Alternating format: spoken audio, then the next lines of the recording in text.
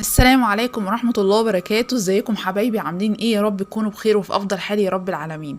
يوم جديد بنبتديه بالصلاة على النبي. اللهم صل وسلم وبارك على سيدنا محمد وعلى آله وصحبه أجمعين. روتين يوم جديد، والنهاردة ان شاء الله عملت سمك. قولي لي بقى ايه رأيكم في التعليقات. سمك بولتي. كان بقالي فترة كبيرة جدا جدا جدا ما عملتش سمك مقلي خالص. كنت بعمل على طول صينية على البوتاجاز ماكريل وكده يعني. ما استخدمتش الزيت بقالي فترة يعني. فقلت خليني اعمل السمك المقلي كتغيير جو وكده يعني. ابتديت اليوم. انا كنت منضفة السمك، طلعته من الفريزر. نضفت المطبخ انا. يعني لو سمح لي الفرصة او قدرت ان انا انام والمطبخ نظيف بعمل كده.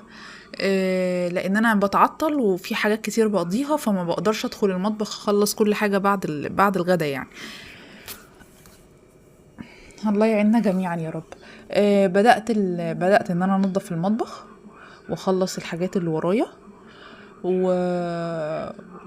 وزي ما انتوا شايفين يعني حاولت ان انا انجز بقدر المستطاع. انا الحمد لله ما كانش عندي مواعين كتيرة يعني، هي يوم بيومها وما بستهلكش كتير يعني.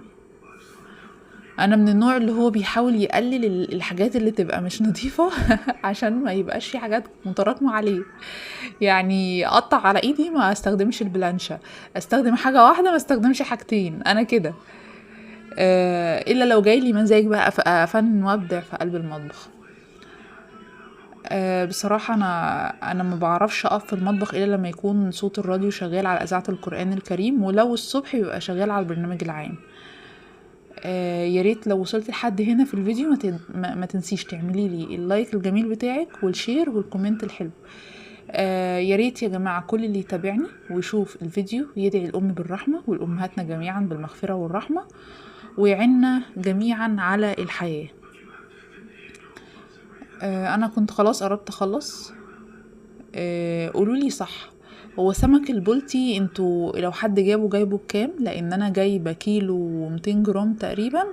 كان عامل 110. لا كان عامل 110 عشان خاطر هما كانوا 4 سمكات بالظبط. فقولولي سمك البلطي عندكم بكام، وهل انا كده اتضحك عليا لان انا منزلش السوق كتير؟ هو مش انا اللي جايباه بصراحه، جوزي هو اللي جايبه، ربنا يا رب يبارك لي فيه ويشفيه يا رب.